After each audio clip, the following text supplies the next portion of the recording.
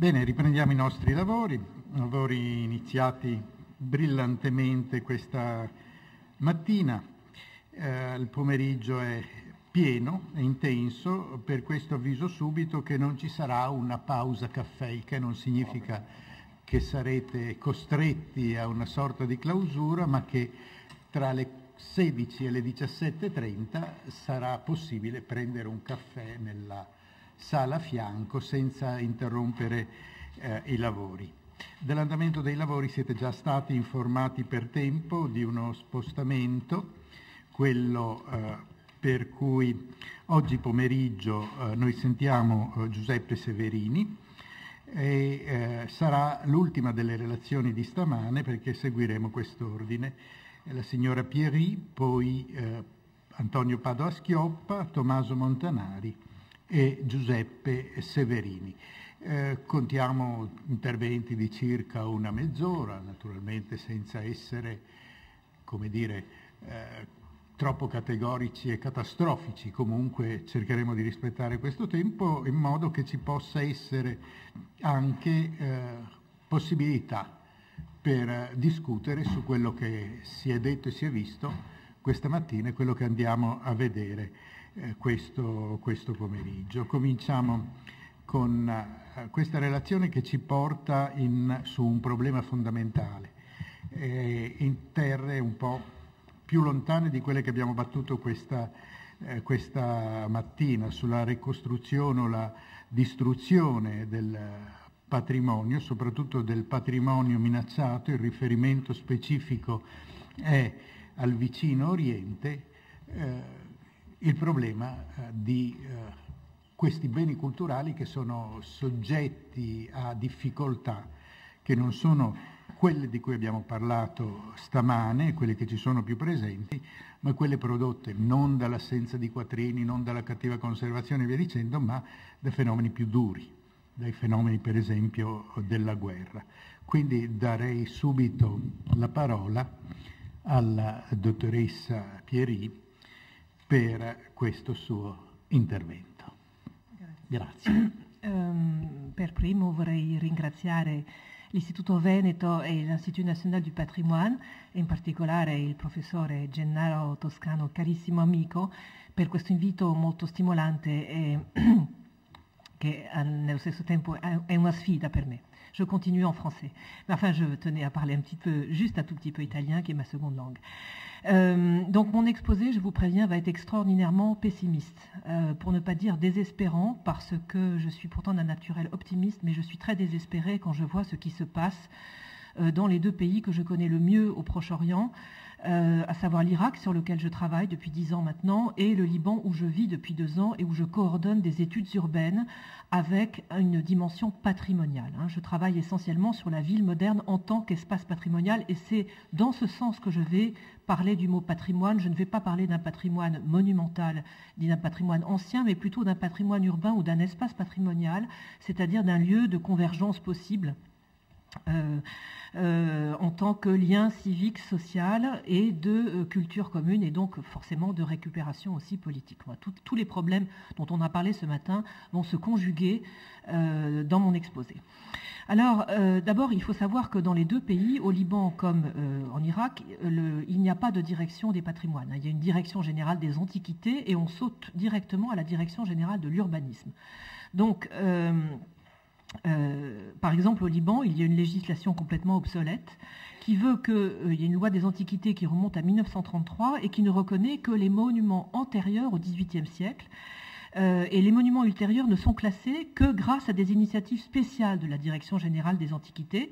Par exemple, il y a une nouvelle loi sur les secteurs sauvegardés qui est apparue après la fin de la guerre civile, en 1994, et qui est toujours en projet. Donc, par exemple, alors je vais vous montrer juste, je ne peux pas faire un exposé sur ce à quoi ressemble Beyrouth.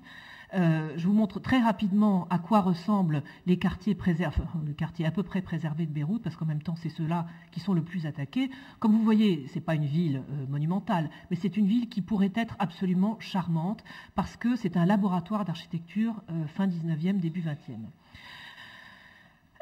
Voilà, donc ça c'est ce qu'on trouve très fréquemment encore des années 40-45. Alors voilà, par exemple, il n'y a pas de secteur sauvegardé, donc en ce moment, il y a un projet de construction de 2 autoroutes urbaines qui vont passer dans le quartier où j'habite, le quartier Ashrafiyeh de Mar Mikhaïl, avec la destruction de quelques 70 maisons qui sont donc patrimoniales, entre guillemets, mais qui ne sont pas classées. Vous avez en haut la vue actuelle du quartier. Gennaro, tu te souviens, c'est le jardin que nous avons vu au colloque sur l'espace patrimonial moderne. Et voilà ce que ça va devenir, une autoroute. Cette colline que tout le monde connaît quand on est à Beyrouth, qui est le symbole de justement l'architecture de la fin du 19e, vient d'être achetée par un promoteur et les habitants sont partis. Les derniers vont partir en décembre 2013 et donc à la fin de l'année, on va voir commencer à pousser des tours. Ici, vous avez par exemple la maison de l'académicien français Amin Maalouf, qui était une maison assez intéressante, qui n'était pas extraordinaire, mais qui avait été l'ambassade d'Argentine, ou la famille Maalouf, qui est une famille de politiciens et de gens cultivés très importante au Liban, a vécu pendant 60 ans. Eh bien, c'est une famille extrêmement riche du Liban, qui vient de l'acheter, qui l'a détruite, qui a payé 10 millions de dollars et qui espère en faire un bénéfice de 120%, de 12%, c'est-à-dire ça fait 120 millions de dollars. Voilà. Alors, comment fonctionne quels sont les acteurs de la reconstruction et de la préservation du patrimoine, puisque ce sont les mêmes au Liban? Alors, il y a d'abord l'État avec ce qu'on appelle le CDR, le Conseil de développement et de reconstruction, qui a été créé en 1991 à la fin de la guerre civile, qui, comme vous le savez, a duré 17 ans. Alors, le CDR comporte des administrations, des structures pour financer, pour gérer, pour organiser les projets. Mais en dehors du CDR, vous avez les municipalités, mais il y a surtout une société qui s'appelle Solidaire, Société pour libanaise de développement et de reconstruction. Et c'est elle qui a été entièrement chargée de la reconstruction du centre-ville de Beyrouth. Et il est nécessaire de revenir un tout petit peu sur sa constitution pour comprendre pourquoi au Liban, reconstruction est pratiquement devenue synonyme de destruction. Donc la création de Solidaire s'est faite en 1994 pour aménager le centre-ville. C'était 23 hectares de ville dans lesquels les combats avaient été particulièrement violents, quand on le voit ici. Donc ça, vous avez ici la place des Martyrs qui était le centre, et ce à quoi ça ressemblait en 1991, plus 11 hectares de souks. Ça avait été particulièrement endommagé et le plan il y avait un schéma directeur qui a été régulièrement approuvé. Mais en fait, cette société, c'était une société privée dont Rafik Hariri, qui était à la fois le premier actionnaire, mais aussi le président du Conseil, le Premier ministre, depuis 1992. Vous voyez le genre de collusion que vous avez quelques exemples en Italie. Et dans la réalité, cette société privée a abouti à mettre complètement de côté, à marginaliser les acteurs publics qui auraient pu intervenir dans la reconstruction du centre-ville, comme par exemple la municipalité de Beyrouth, qui a été totalement mise sur le côté. Et voyez d'ailleurs la façon dont le centre-ville la place des Canons a été reconstruite. Cette mosquée a été construite par Rafik Hariri, et vous voyez l'importance qu'elle a physiquement au centre-ville. C'est la mosquée personnelle de Rafik Hariri.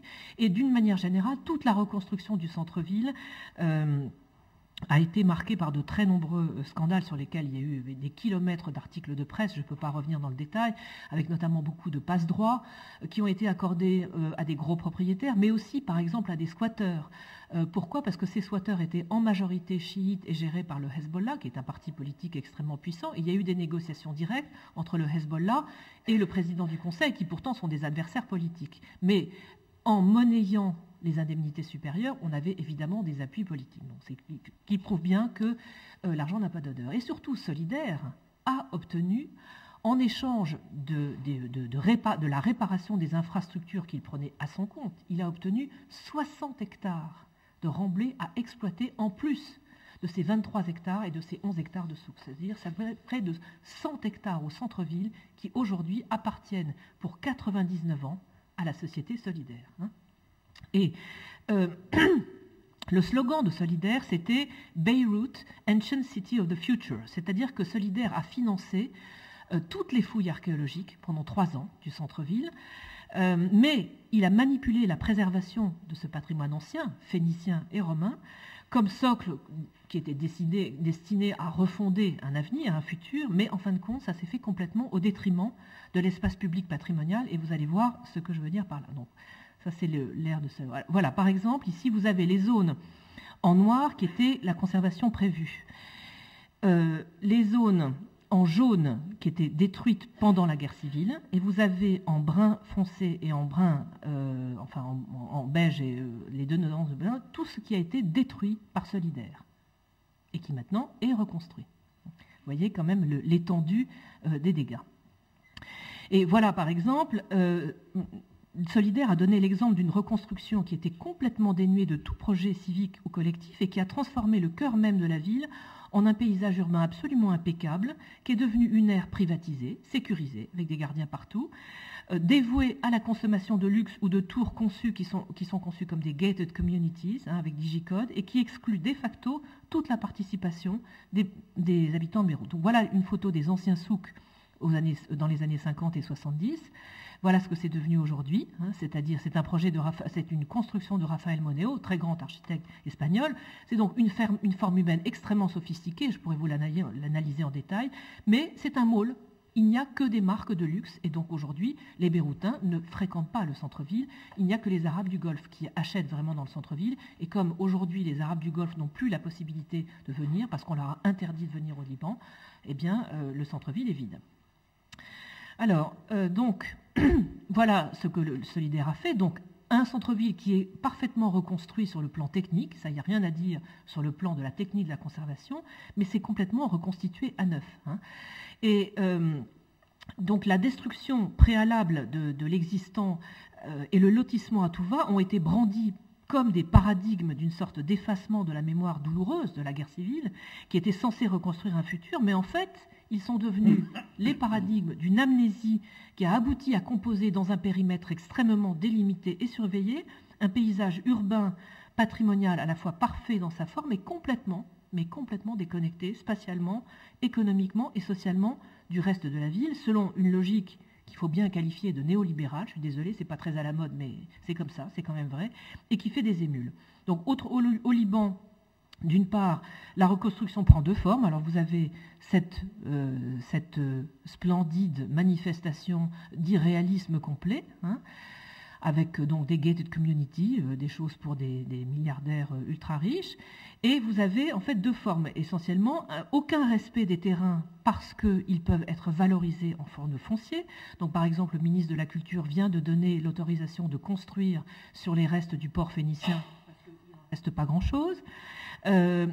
Ici, l'ancien hippodrome romain, on en parle encore dans l'Orient le Jour, quotidien francophone, est en train d'être démantelé et on va juste repousser le mur de l'hippodrome pour qu'on puisse l'apercevoir un petit peu, mais il sera sur un terrain privé. La vallée de la Kadisha, par exemple, qui est un patrimoine naturel, eh bien, on est en train de construire des routes parce que les commerçants se plaignent que les piétons ne peuvent pas aller assez loin pour consommer. Donc ça, c'est aucun respect du terrain, tout est marchandisable, tout est vendiable. Et d'autre part, c'est la gentrification, c'est-à-dire l'éviction d'une population mélangée qui habite dans un quartier au profit d'une classe très aisée. Mais la gentrification, au contraire, ou l'embourgeoisement, si vous voulez, au contraire de ce qui se passe souvent en Europe, je prends par exemple, prenons le cas de la place des Vosges, où personne n'a plus n'a plus les moyens d'habiter, que ce soit en location ou en propriété, place des Vosges. Mais malgré tout, la place des Vosges, ça reste un espace public gratuit où on peut accéder 24 heures sur 24. Il y a une école publique gratuite et obligatoire où ma fille est allée, par exemple.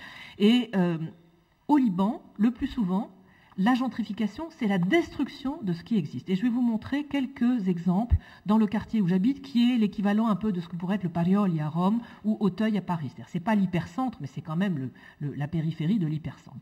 Voici par exemple toutes les opérations qui ont eu lieu de destruction et d'éviction des familles dans ce quartier de Ashrafiyeh en l'espace de 10 ans. Et voici les tours qui poussent.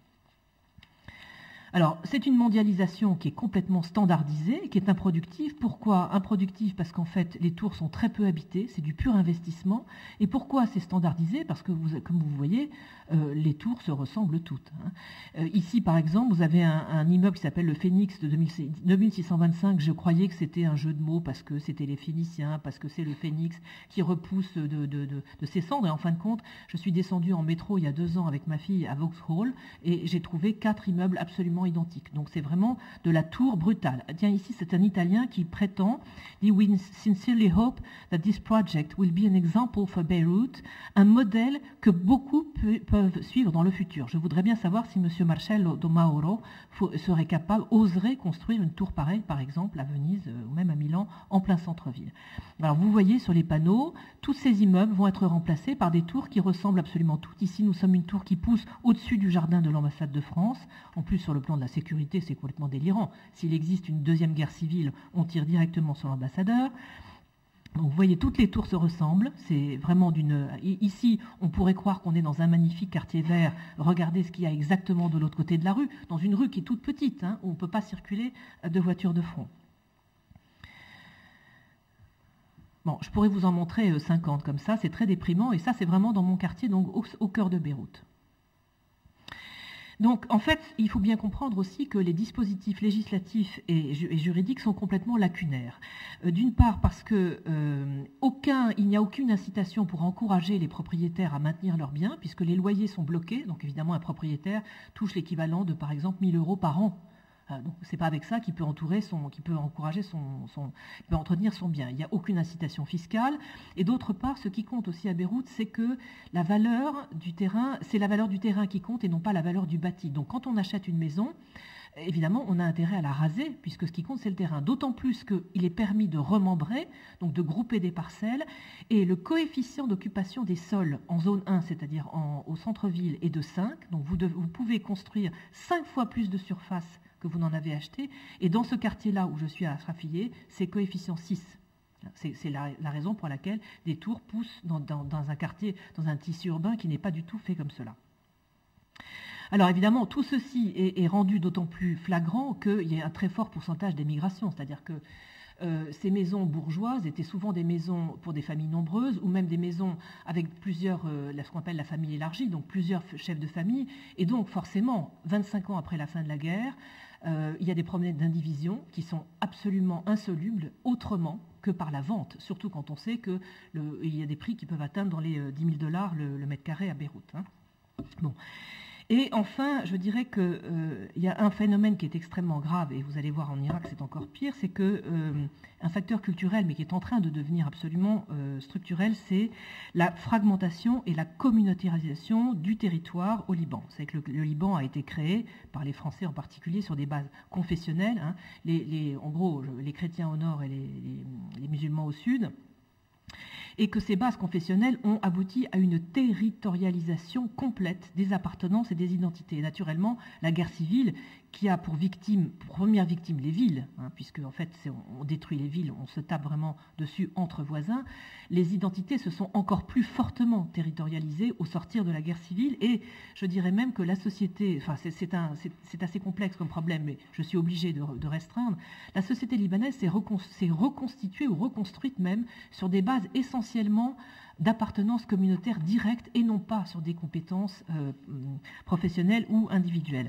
Et donc cette territorialisation des identités compromet la possibilité de se projeter dans un espace public ou dans un référentiel commun, dont le patrimoine, récent ou ancien, pourrait être un des repères. Par exemple, je vous montre ici, vous avez un imam. Donc là, quand on a des photos de leaders politiques, on est clairement dans un territoire où l'on sait que l'autre n'est pas le bienvenu. Il peut traverser en voiture, mais par exemple, dans un territoire comme ça, qui est de l'extrême droite chrétienne, il n'est pas possible, absolument impossible, qu'une famille chiite puisse venir acheter une maison. La même chose ici, là vous avez Nabi Berri et Nasrallah, c'est dans le sud. Ici, on est au cœur du quartier chrétien. Ça, c'est l'entrée dans la Mohaffazat de Tyr. Donc, vous avez une alternance entre le drapeau libanais et le drapeau du Hezbollah. Ici, on se partage le territoire entre Hamal et le Hezbollah. Et ici, on est dans le nord. Et si je montre donc ça, c'est aussi le Hezbollah. Si je montre ce territoire, c'est que j'ai rencontré dans un dîner la semaine dernière un jeune soldat des forces libanaises qui a quitté l'armée, qui est devenu professeur de langue et qui était un personnage tout à fait, avec une très forte personnalité, qui m'a expliqué que sa mère n'est jamais allée à Baalbek. Jamais allée à Baalbek. Parce que sa mère, quand elle va à Baalbek, elle n'a pas envie de voir la tête de Nasrallah qui lui borde son territoire. Donc elle n'y va pas, donc elle ne connaît pas, et ce n'est pas son patrimoine. Voilà, c'est tout. Alors maintenant pour l'Irak, c'est encore pire. Alors je vous montre en 4 diapositives. L'Irak est un pays, je suis bien consciente que très peu de gens connaissent l'Irak. C'est un pays qui a un très très beau patrimoine moderne, c'est-à-dire 19e et 20e. Tardif ottoman, des années 20, des années 30 et des années 40 et des années 50. C'est vraiment là aussi, Bagdad en particulier, c'est une très très très jolie ville. C'est une ville-jardin avec des architectures bourgeoises d'une grande fantaisie et d'une grande harmonie. Bon, enfin ça c'était le cas jusqu'à présent. Alors la situation de l'Irak, donc on a beaucoup focalisé, on a l'attention, et on a eu raison d'ailleurs, sur les destructions qui sont intervenues, et surtout les pillages, qui sont intervenus au Musée national d'archéologie et à la Bibliothèque nationale, qui a été également pillée et incendiée. Et on a eu raison parce qu'il y a eu des pièces d'intérêt mondial qui ont définitivement disparu et qui sont dans des collections privées quelque part. Bon, mais en même temps, je dirais que ce n'est que l'arbre qui cache la forêt, malheureusement. Partout ailleurs, les guerres ont provoqué, dans tout le territoire irakien qui est très peu fouillé, qui est donc un véritable champ de fouilles à l'état presque natif. Par exemple, je vous donne un chiffre. En 2007, un rapport d'une journaliste libanaise qui était basée dans le sud faisait état, en décembre 2007, du pillage à 100% de 100 cités sumériennes. Et nous étions en décembre 2007, et nous sommes maintenant en 2013. D'ailleurs, quand on vient en avion de Jordanie et qu'on arrive à Bagdad, on voit des espèces de trous partout. Ça ressemble à du gruyère, et en fait, ce sont des trous faits par des pilleurs locaux qui vivent de ça, parce que comme il y a un très fort taux de chômage, le pillage et le trafic des antiquités est une ressource économique très importante. Alors moi je dirais que la véritable tragédie de l'Irak, elle réside tout à fait ailleurs, enfin c'est une conséquence, c'est à la fois une cause et une conséquence, elle est dans la disparition complète de sa classe moyenne depuis 1980. On sait très bien que ce qui fait la richesse d'un pays, ce ne sont pas les riches, ce sont les cerveaux. Alors, ces cerveaux, ils partent depuis 1979, même depuis un peu avant. Il y a eu la guerre contre l'Iran, 1980-1988. La guerre contre le Koweït, 1989-1991. Ensuite, il y a eu 13 ans d'embargo qui ont mis l'Irak à genoux. À genoux. Ensuite, il y a eu l'invasion américaine qui a été une catastrophe. Ensuite, il y a eu une guerre civile d'une sauvagerie inouïe entre 2005 et 2008. Et depuis 2010, il y a des élections qui ont conforté un pouvoir qui est en train de redevenir dictatorial et sur des bases totalement d'exclusion confessionnelle. Je ne peux pas trop me rentrer dans le détail, mais c'est vraiment une chose absolument catastrophique. Or, qui dit... Donc, ce pays est en déclin depuis 1980, et qui dit disparition des compétences, dit porte ouverte évidemment à la destruction, le plus souvent d'ailleurs par ignorance, mais aussi par cynisme, et également à l'occupation du vide ou au remplacement de la connaissance par l'idéologie. C'est ce dont parlait ce matin Philippe Dagen. Voilà. Alors, quelques chiffres. Le JPRI, qui est un organisme travaillant sur la paix à Genève, citait en 2008 des chiffres qui ont été à peu près bâtis par l'UNESCO, mais qui sont évidemment un peu approximatifs. On estime qu'entre 1991 et 2003, 40% des professeurs d'université ont choisi l'exil. Que 7% seulement du corps enseignant en université est formé dans la matière qu'il enseigne. Cela veut dire que 93% de ce personnel n'est pas formé dans la matière qu'il enseigne. On évalue à environ 200 professeurs d'université qui ont été assassinés entre 2005 et 2007. À l'échelon d'un pays comme la France, ça représente à peu près 800 professeurs d'université. Et donc, si vous voulez, je vais vous montrer maintenant quelques exemples de ce que c'est que le manque de formation et le manque de formateurs. Alors, je vais prendre quelques exemples, prenant du plus récent au moins récent. Le Corbusier a construit, c'est une œuvre posthume, mais c'est un gymnase qui a été construit de façon extrêmement fidèle, selon les plans et les dessins de Le Corbusier. Donc ce gymnase était à peu près intact jusqu'en 2011. Il a été terminé en 1980. Donc voilà à quoi il ressemblait en 2005. Et donc on aime ou on n'aime pas, peu importe, mais enfin c'était un bâtiment tout à fait corbuséen, tout à fait typique de la période tardive de Le Corbusier. Avec des citations qu'on retrouve dans tous les bâtiments de Corbusier. Voilà ce que ça devient maintenant, que les Irakiens ont commencé à le rénover, en particulier depuis qu'ils ont gagné la Coupe de foot d'Asie, je crois, en 2007. Alors, ils ont construit un trophée monumental pour protéger les abords. Vous voyez, c'est tout à fait lisse, ça rend la façade tout à fait lisible.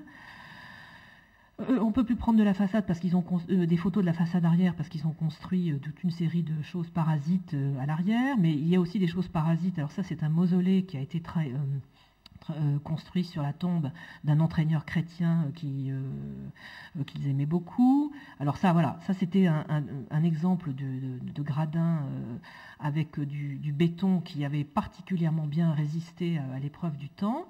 Et voilà ce que c'est devenu. Ils ont mis des sièges en plastique partout. Alors je me suis demandé si ça n'était pas un rapport parce qu'ils connaissaient les couleurs primaires. Enfin évidemment, c'est pas du tout.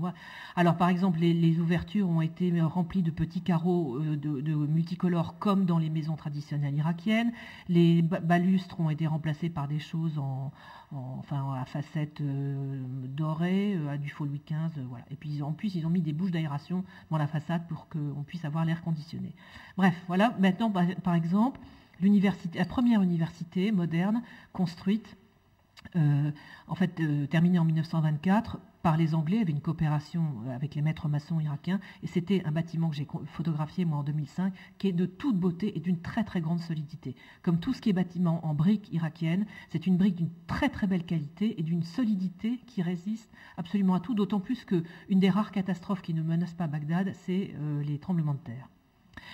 Alors voilà ce qu'ils ont commencé à faire, une extension qui maintenant est recouverte d'aluminium, et en plus j'ai vu récemment, ils ont surélevé le toit avec un étage qui a des huisseries comme ça en aluminium anodisé de toutes les couleurs, enfin c'est de la plus grande gaieté.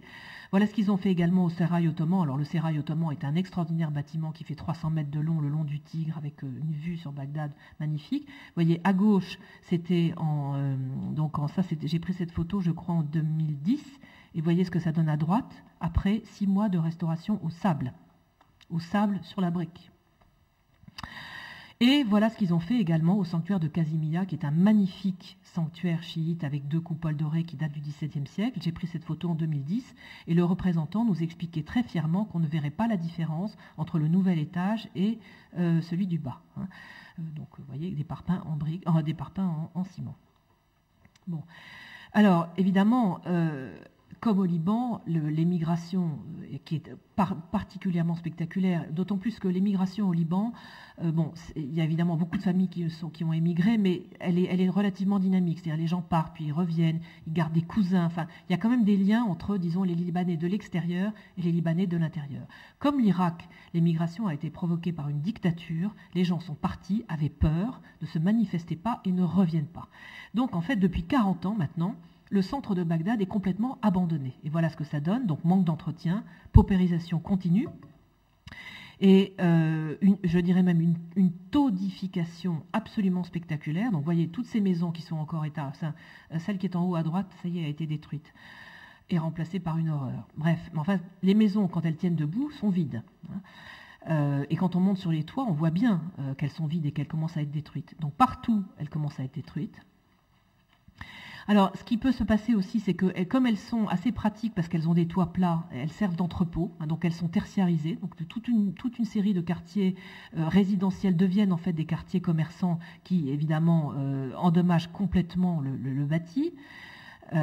Et puis, vous voyez ici, par exemple, ça c'était un exemple de construction publique, c'était des commerces. Vous voyez à quel point le travail de la brique est raffiné. Il y avait quand même cinq façons différentes de travailler la brique, et vous voyez comment c'est pollué aujourd'hui par des pancartes et comment c'est transformé en choses extrêmement vulgaires. Alors là aussi, il y a ce que j'appelle une périphérisation du centre, c'est-à-dire que vous avez des incitations fiscales à couvrir d'aluminium les bâtiments, y compris en bas à gauche, dans des secteurs qui ne sont pas sauvegardés par la loi, mais qui sont quand même considérés, parce que cette rue Rachid était un peu l'équivalent des Champs-Élysées jusque dans les années 80, et vous voyez que maintenant, n'importe qui peut faire n'importe quoi. Et vous voyez aussi, par exemple, ce qui est devenu la maison de Mithat Madloum, qui était un très bon architecte irakien, et qui était une maison des années 50, là encore, on aime ou on n'aime pas, moi j'aime beaucoup ce patrimoine, mais vous voyez ce que c'est devenu à droite, Et il y a une taudification, une slumification du centre-ville. Alors ici, par exemple, c'est une partie de Bagdad qui n'avait pas été construite avant les années 40 parce que c'était des marais. Et vous voyez, on est en plein Bagdad. Là, c'est comme si on était, par exemple, dans le quartier latin à Paris. Et là, on est à côté de l'entrée de la zone verte. Donc on est carrément, c'est un bidonville. Bon, l'incurie des services publics, je vous passe les problèmes d'électricité, d'eau et surtout de voirie. Mais je crois que surtout ce qui est très important, c'est de comprendre que l'émigration a laissé place à l'arrivée à Bagdad d'une nouvelle population. Encore une fois, il n'y a plus de classe moyenne, donc il y a surtout des gens pauvres, et en particulier une ruralisation, vous voyez ici le type sur son âne, une ruralisation extrêmement importante. Donc on voit aujourd'hui, et moi je l'ai vu entre 2003 et 2013, j'ai vu des quartiers qui étaient, disons, vides, mais des quartiers bourgeois, se transformer en basse-cour. Il n'y a pas d'autre cas, avec des poules, des coqs, des ânes qui se baladent dans la rue, et ce n'était pas le cas en 2003.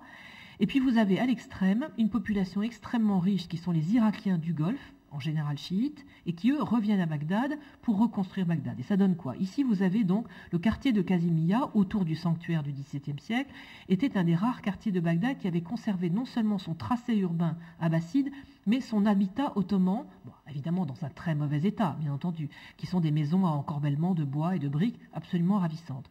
Qu'est-ce qu'ils ont prévu? Ils gardent simplement ici, là, c'est où? C'est ici, 10%, voilà, 10% du tissu ottoman, enfin de l'habitat ottoman, et 90% deviendra ceci, c'est-à-dire en fait un urbanisme qui ressemble beaucoup plus, non, bon, c'est pas grave, qui ressemble beaucoup plus au Paris d'Haussmann qu'à la tradition ottomane. Alors évidemment, c'est très compliqué, ça coûte très cher de restaurer. Mais comme c'est une entreprise privée, elle a beau être extrêmement riche et avoir extrêmement de moyens, comme elle n'est pas aidée par l'État irakien, eh bien évidemment, elle ne peut pas se permettre de reconstruire tout un quartier. Mais je dirais que dans le Golfe, c'est assez fréquent. Vous avez à Doha un exemple extrêmement célèbre du quartier de Mashreb qui a été rasé et qui va être reconstruit pour faire du patrimoine, mais décent. Vous avez à Oman le cas du vieux Mascate qui a été pareil totalement rasé et reconstruit. Et voyez ce qu'ils font ici, donc la même entreprise fait dans les cités saintes de Najaf et Kerbala, évidemment qui ont affaire à un afflux de pèlerins beaucoup plus important. Ce sont des millions de pèlerins qui affluent par année et donc on doit leur faire de la place. Mais on est typiquement ici dans le cas de la Via della Conciliazione à Rome, c'est-à-dire qu'on rase tout le quartier et on construit une arrivée triomphale. Alors ça c'était la macro-échelle, mais au niveau de la micro-échelle, il y a aussi un phénomène qui se passe. Vous voyez à gauche la jolie petite maison des années 30, assez raffinée, avec une jolie grille, qui est détruite et reconstruite par des nouveaux riches, qui en font quelque chose de plus haut et avec du faux marbre, de la fausse pierre, des couleurs pour se distinguer. Ce qui est très important aussi, c'est que donc déjà il y a un changement de qualité évident, et ce qui est très important, vous voyez qu'il y a un drapeau. Et le drapeau, c'est important parce que c'est un drapeau chiite, peu importe lequel, c'est important parce que c'est la seule maison chiite dans un quartier qui autrefois, qui jusqu'à il y a quelques années, était surtout habité par des sunnites et des chrétiens. Donc c'était un quartier mixte, mais il n'y avait pas de chiites. Donc là, on arbore très fièrement sa qualité de chiite. Et j'en viens au dernier point, qui est une catastrophe absolue pour l'Irak, c'est-à-dire que l'Irak, en particulier Bagdad, qui était une ville mixte, ce que je vais vous décrire, j'ai presque fini, est valable en fait pour les trois grandes villes mixtes d'Irak qui sont Bagdad, Kirkouk et Mossoul. Dans les villes où il n'y a pas de mixité confessionnelle, il y a beaucoup moins de problèmes. La capitale irakienne donc a été le lieu d'une très grande violence urbaine entre 2005 et 2007, où des milices sunnites et chiites se disputaient les quartiers mixtes pour pouvoir accroître leur pouvoir. Donc qu'est-ce qui s'est passé? Donc dans tous les endroits qui étaient mixtes, on a abouti, les Américains ont pris la décision de faire ce qu'ils ont appelé une walling strategy en avril 2007, qui consistait à construire des murs de béton absolument partout dans Bagdad. Alors il y avait plusieurs niveaux, donc il y a le mur de béton qui entoure un quartier supposément sensible. Donc il y en a 4 ou 5 qui sont dans ce cas-là. Vous avez des checkpoints qui sont mis absolument partout dans les axes principaux.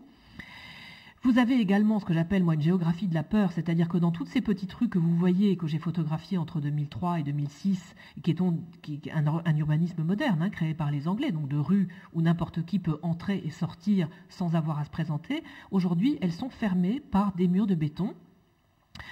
ou des chicanes qui empêchent les voitures. C'est-à-dire qu'il y a une véritable régression à un état pré-moderne, puisque dans la ville traditionnelle en Orient, le quartier, on n'entre pas dans le quartier si on n'est pas vraiment connu. Et le quartier, il y a beaucoup d'impasses. Donc l'urbanisme moderne a été de nouveau retransformé par ces chicanes de béton. Et voyez ce que donne le marquage politique et identitaire. Donc cette maison, qui était une très belle maison, qui était devenue une galerie d'art, a progressivement été investie par un des groupes chiites qui est au ministère de l'Intérieur. Donc ils ont eu la possibilité de construire des murs de béton pour protéger leur siège, qu'on appelle ça, leur headquarters, leur centre. Alors vous avez les murs de béton avec la pancarte en arabe, la pancarte en anglais pour que tout le monde comprenne. Vous voyez à quel point de loin c'est visible, avec des dispositifs qui permettent de surveiller tout ce qui se passe. On voit d'ailleurs à qui ça profite, ce sont les chefs du parti. Et quand on voit la photo sur Google, alors ça c'est intéressant, donc ici on est sur une promenade, ici qui est le long du Tigre, et qui est une très belle promenade qui fait à peu près 5 km qui ne sont pas bâtis. Donc quand on vient dans un sens, on voit les ayatollahs et la pancarte en arabe. Quand on vient dans l'autre sens, on voit la pancarte en anglais. Et quand on connaît le terrain, eh bien on se rend compte que les points rouges, ce sont des murs qu'ils ont construits. Or ça veut dire que donc ils ont commencé à bloquer l'entrée du quartier où ils sont en train de s'installer et où ils sont en train d'acheter les maisons. Et quand on sait que dans ce quartier, et vous voyez à quel point toutes les maisons sont harmonieuses. C'est donc, tout ce quartier a été construit dans les années 30 et les années 40. Quand on sait que le prix du mètre carré, c'est entre 10 000 et 20 000 $, ce sont des chiffres qui m'ont été communiqués par la section économique de l'ambassade de France. Et quand on sait qu'ils sont en train de tout acheter, on comprend très bien comment, dans 10 ans, quand il y aura une reconstruction, ils seront les premiers bénéficiaires. Alors j'en viens au dernier point qui est l'idéologie. Donc je vous montre ici la citadelle d'Erbil, qui est l'Arbel d'Alexandre. Justement, on parlait d'Alexandre ce matin. Donc une citadelle qui a 2000 ans d'existence. Et entre 1900, donc il y avait eu une porte ancienne construite en 1860, détruite dans les années de 1950. Et entre 1979 et 1982, Saddam Hussein a fait rebâtir une porte d'entrée monumentale qui actuellement est en train d'être détruite parce que les Kurdes disent cette porte, cette abstraction a été un symbole de la babylonialisation de cette citadelle kurde. Alors, les Arabes irakiens disent, mais cette citadelle n'était pas kurde, les Kurdes sont les derniers arrivés. Et les Kurdes disent au contraire, mais le gouverneur d'Erbil a pris une décision historique dans l'histoire du Kurdistan moderne, puisque justement, il nous débarrasse de ce symbole de la période de Saddam Hussein. Bon, alors vous me direz que l'espace urbain est un terrain d'écriture tout à fait symbolique pour l'iconographie iconoclaste de Bagdad. Il y avait un très beau monument aux soldats inconnus en 1959 que Saddam Hussein a demandé à son architecte même de détruire en 82. Ça a été remplacé par la statue. La statue aujourd'hui est finie, j'ai presque terminé. La même chose s'est produite avec l'allégorie du Parti Basse, qui était un assez beau monument. On ne se rend pas compte là-dessus. En plus, quand c'était une fontaine, donc il y avait de l'eau, c'était pas mal. Et voilà ce que l'État irakien en a fait aujourd'hui. Et donc, si vous voulez, ce qui est absolument catastrophique dans le cas des deux pays, c'est que la séparation érigée comme principal mode de réception et de pratique du territoire ne favorise pas les tentatives de cohésion entre des communautés qui sont territorialisées, pour ne pas dire hostiles. Donc le fait que des zones entières d'espaces urbains relèvent aujourd'hui, dans leur gestion quotidienne, davantage du privé que du public, et surtout du communautaire plus que du collectif, mène dans les faits à un affaiblissement progressif du sens de la responsabilité collective. Et ceci joue directement comme un frein à la préservation du patrimoine, à la fois au niveau des dirigeants, car tout devient matière à négociation politique, et au niveau de la population, car il n'y a pas ou peu d'identification commune dans un socle mémoriel commun et dans un projet de société commun. Donc cet état de fragmentation et de laisser-faire général, par impossibilité à impulser des politiques cohérentes et surtout des politiques de consensus, favorise la déréglementation, la marchandisation du patrimoine, qui est considérée comme une pure réserve foncière ou comme un symbole politique. Je dirais que pour le Liban, le seul espoir réside dans une société civile qui est à la fois très cultivée, très active, qui voyage, qui a des références très critiques par rapport à la gestion de la ville. Mais évidemment, au Liban, il manque complètement les soutiens juridiques, institutionnelle et surtout la volonté politique de soustraire le patrimoine aux impératifs du marché, comme il manque la volonté politique d'en faire un véritable projet de société. Et Quant à l'Irak, moi je dirais que ce pays a subi depuis 40 ans un véritable génocide culturel et universitaire, et il mettra des décennies à s'en remettre. Merci beaucoup. Grazie mille.